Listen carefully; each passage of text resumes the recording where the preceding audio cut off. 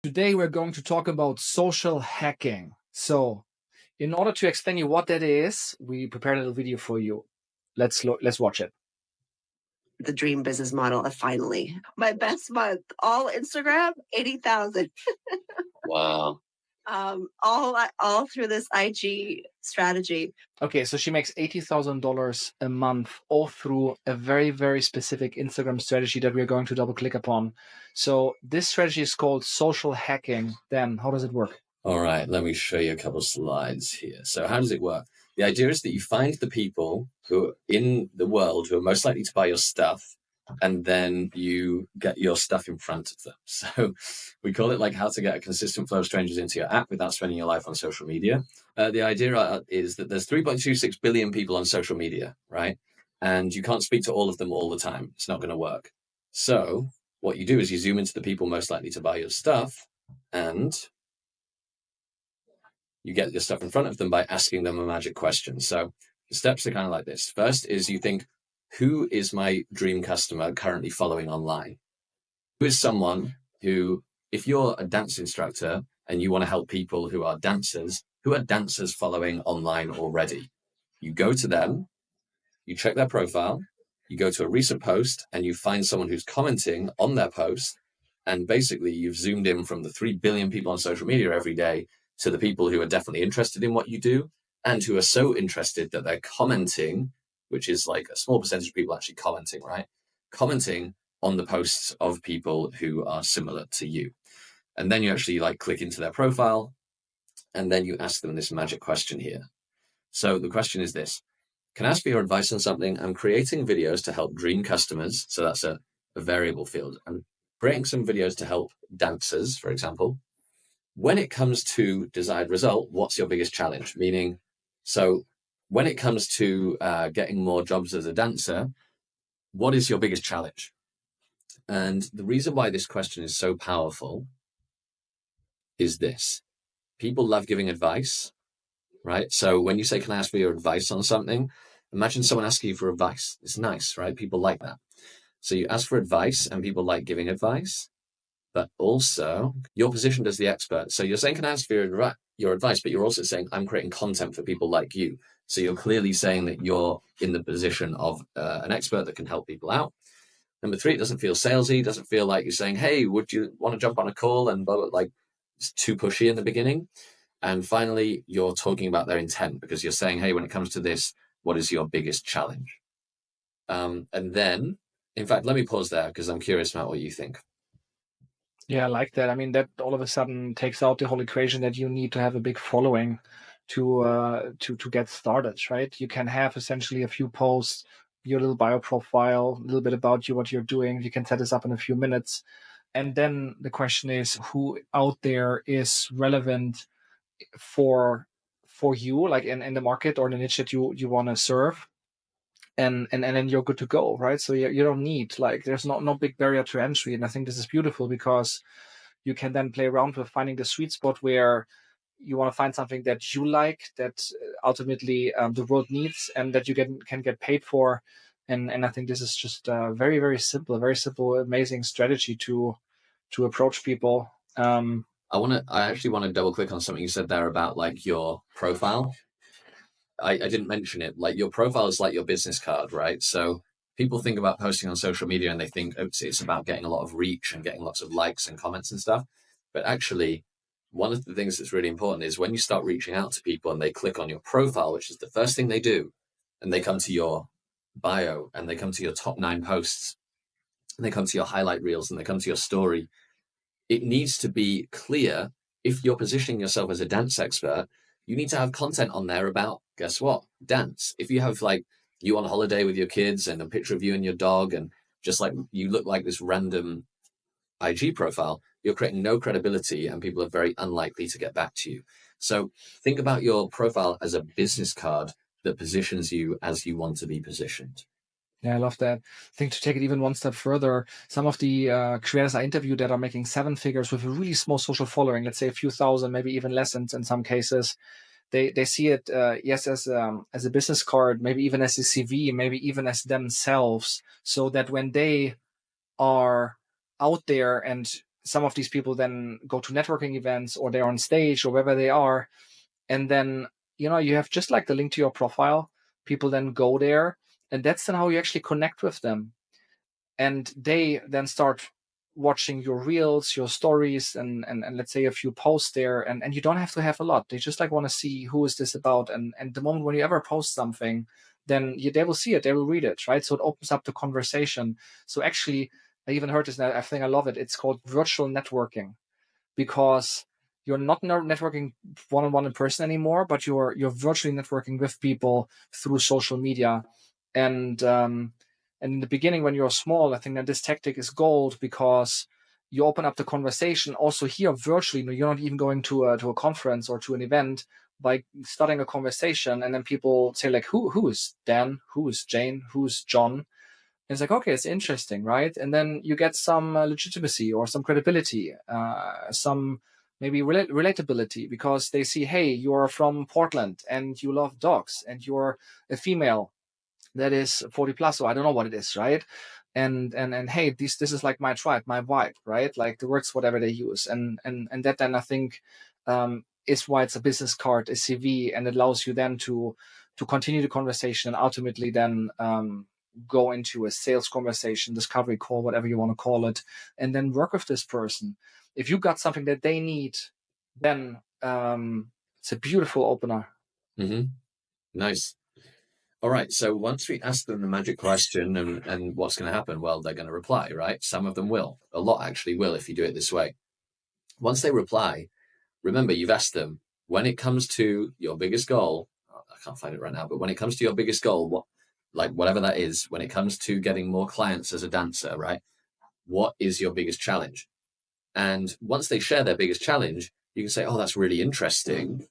I just worked with so and so, right? Because now you're giving case studies and social proof, who had a really similar challenge. And actually, what we worked on was XYZ.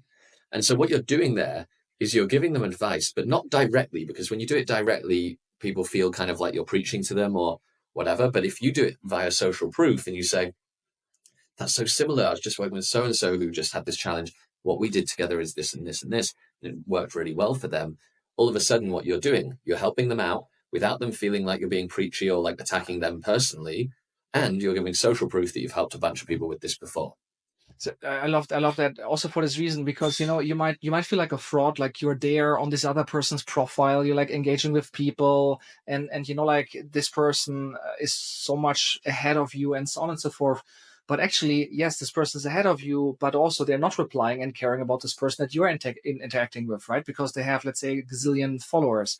So you can do something which is giving them an individualized, personalized solution or help or communication interaction, let's say, about their problem, what they really want to level up upon, right? And if you can help them, then this is worth even more than this big profile that this person is following upon. So you're actually giving more value than the other person, and for that reason you have an unfair advantage by doing these conversations to get customers, and to actually not being a fraud, by being the complete opposite, being their actual solution to their problem, and being much more valuable than the other person, the big account.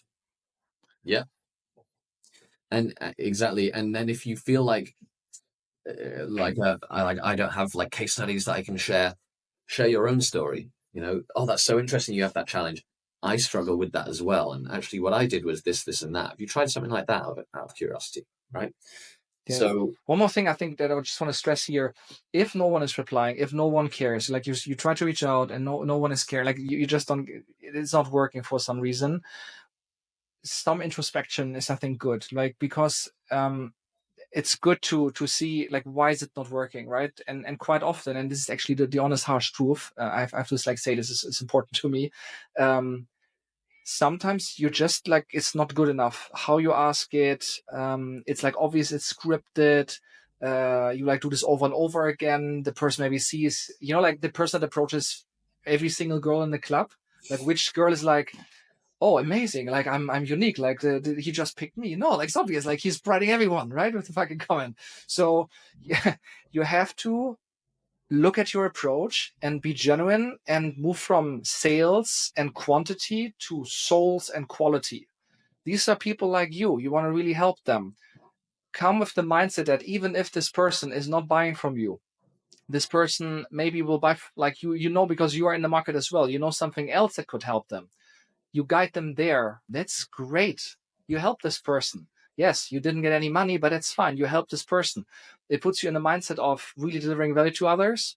And ultimately, it will always be reciprocated. Always. So at some point, then maybe there comes a referral back. Whatever happens, it's fucking magic. The moment when you give more than you take, everything else will fall in places. So be genuine. Don't be weirdo. Don't be creepy. Use this advice, apply it, reflect, and then, yes, do the quantity as well. You have to do the reps, otherwise it's not working. And watch it. It's crazy. It works like a charm. What do you think? 100%. Yeah. It could also be your profile's not strong enough, right? It could be that people are 100%. clicking and then they go to your profile and they think, I'm not replying to them. And you need to like be honest with yourself about that. And I totally agree. Use this as a starting point and then build from there based on what works for you, what works for your niche, and personalize it. Make it, again, not feel scripted. Totally agree. And the other reason, by the way, why you talked about like the goal isn't just to sell. I think the main goal here is actually to learn. Because when you ask 100 people what their biggest challenge is, what you'll learn is actually 100 different ways that you can sell in the future, right?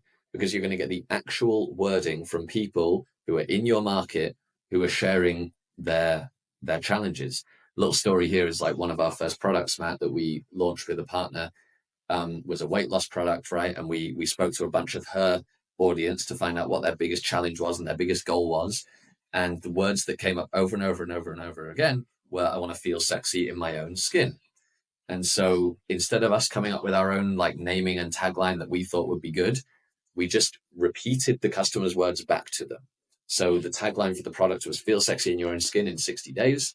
We launched the product. It did 66K in the first day. It made $500,000 in the first 2 weeks. It was like an amazing launch, right?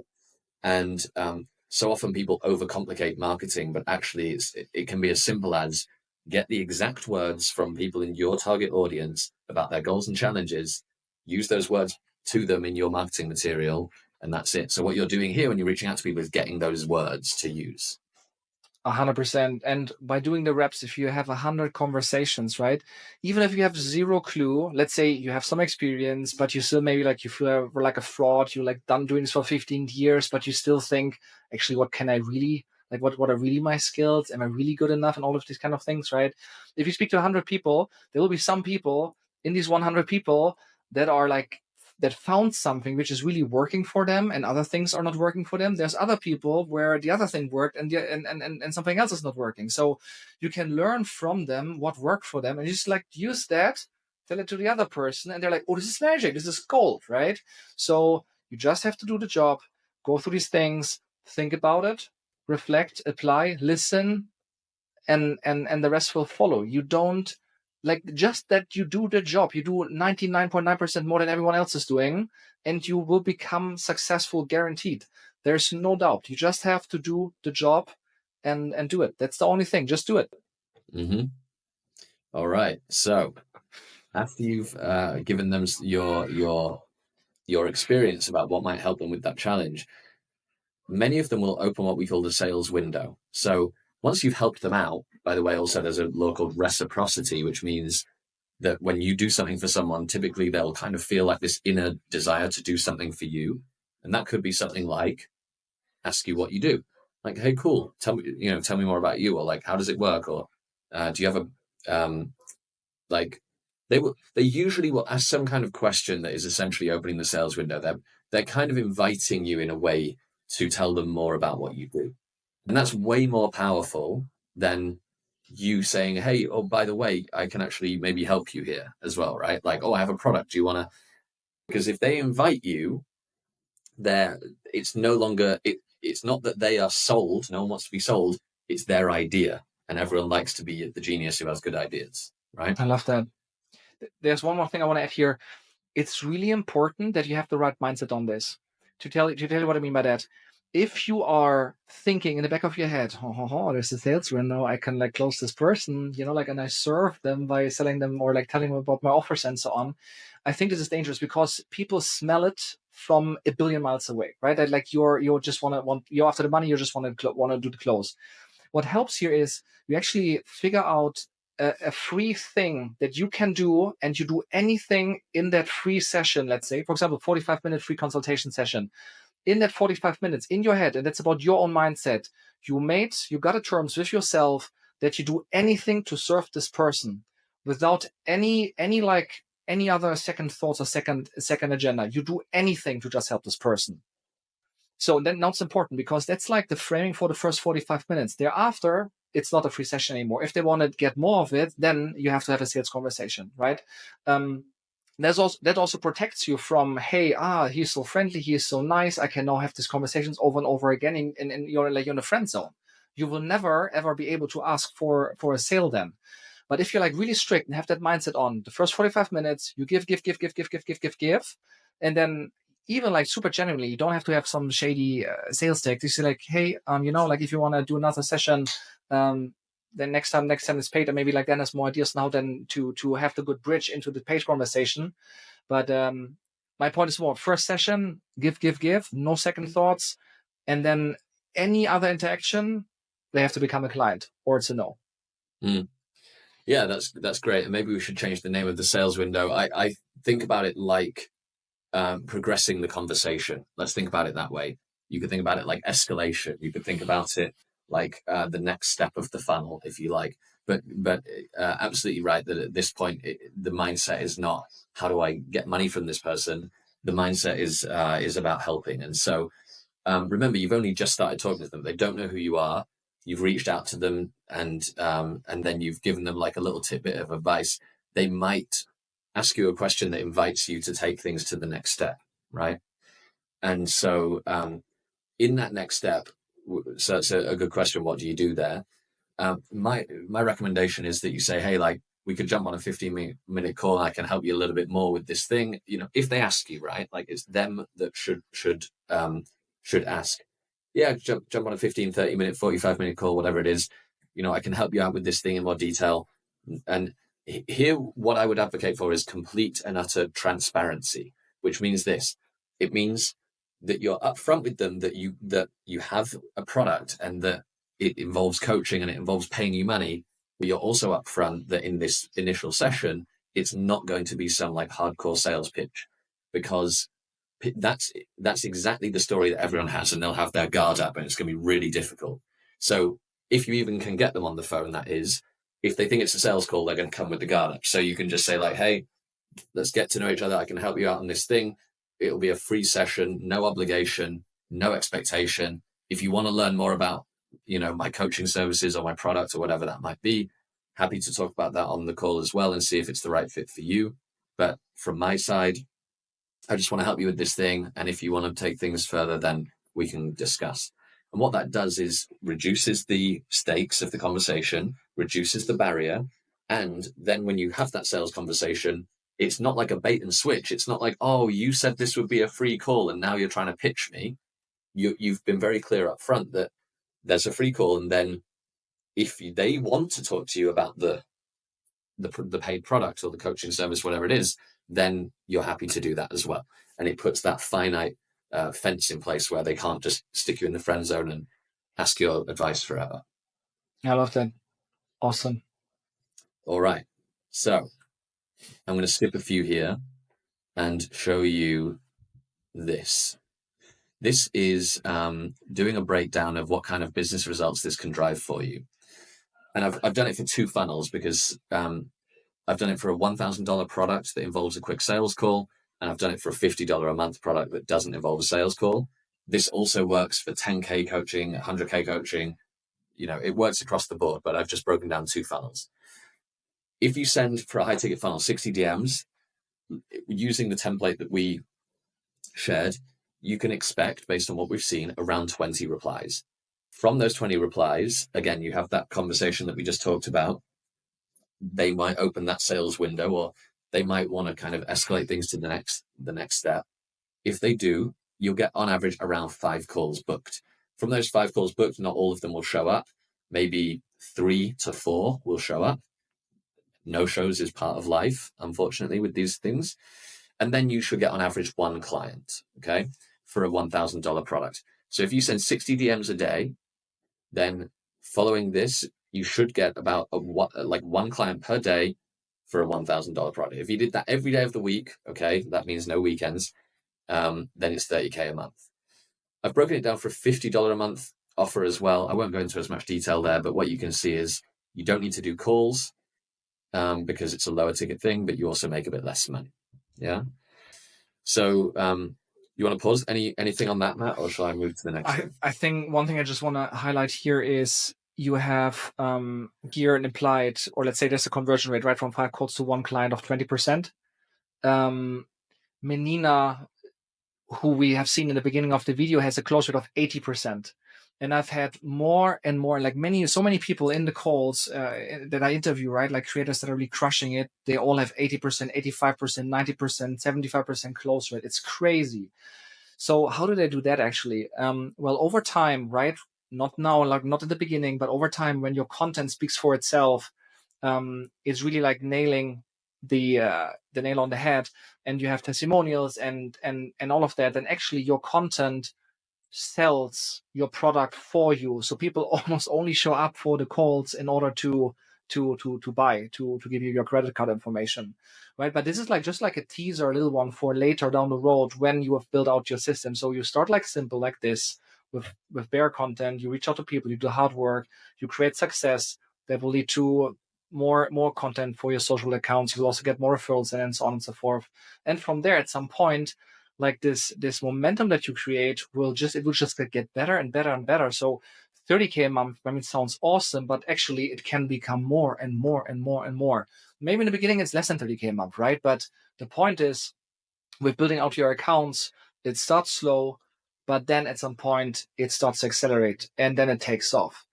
And I think that's just beautiful. So you just like keep going. Great. Even if you don't hit these numbers, right? If you don't hit them right away, keep going, because at some point you will not just hit them, you will surpass them. Yeah. If you think the creator economy is really interesting, then I got something for you. On milliondollarcreators.club, we actually created a database of all the creators out there, and you see not just their fans, followers, subscribers, but actually how much money are they making. So with that, we bring now transparency into the creator economy, and you really see how are the best of the best get their customers, price their offers, create their offer stack, get customers, which tools are they using, how will they grow and triple their business going forward. So if that's interesting for you, including lists of who makes the most revenue, who has the fastest revenue growth, who has the biggest audience, who has the fastest growing audience, who makes the most revenue per follower, and who has the most exciting offer stack from low end all the way to the high end, then go to milliondollarcreators.club and enjoy the data. All right. I agree. So let's watch it in real time, because I actually did this and I want everyone to see how easy it is and how quick it is. All right. Here's the video. So I start the timer, right? I go to my Instagram. I type in the name of someone who my dream customers might be following. I go to a post. I click a post. I check a profile. I see this person could potentially be a dream customer. I read their bio. I then hit send DM. I could just already have copied this message, but there you go. I'll go in and copy it. I then send a message. I hit send. I then click the wrong button for some reason. And then I go back to the timer and I hit pause. It's 33 seconds. Without a bit of faffing around, it's about 30 seconds per DM that you send, right? So that's, of course, only the initial outreach. You then need to do the replies and the calls and stuff. But for the initial outreach, 60 DMs a day, if it's 30 seconds per DM, right? 30 seconds per DM, 60 DMs a day, it's 30 minutes a day, right? So we're not talking about hours and hours and hours of time here to send out those messages that can generate that 18 to 30K every single month. So this is actually something that we can all do, right? If we even just wake up 30 minutes earlier, or if we do this while, instead of scrolling on Instagram or while on the toilet or whatever you want to do. Maybe 30 minutes is too long to be on the toilet. I don't know. And if you don't have 30 minutes a day, then actually I can show you what Menina did here, because she's busy. She's grown her business into 7 figures, and this is what she did to solve for time. I hired a guy, found him on Fiverr. An IG growth specialist is the term they use. And they're in my Instagram account. How much do you pay for that? $200 a month. So cheap. My ROI is like insane. There you go. So for $200 a month, you can also actually create this lead flow that we've just been talking about to generate the 18 to 30K every single month. What do you think, Matt? Yeah, I love it. I love it. I just want to think, and it's again like re-emphasizing that you're not just like doing outreach and then you convert, but you're actually building up an asset. So what do I mean by that?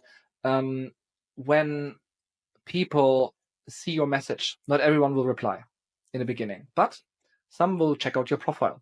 Some will maybe see you over and over again because they're maybe still hanging out with this other guy, this big guy influencer dude, right? And they see that they're like, you're constantly adding value to maybe even other people, right, that you're interacting with. So all of a sudden, the blonde lady sees, yeah, she didn't get back to you, but now you're speaking to the brunette, and you're building a rapport and a good conversation there.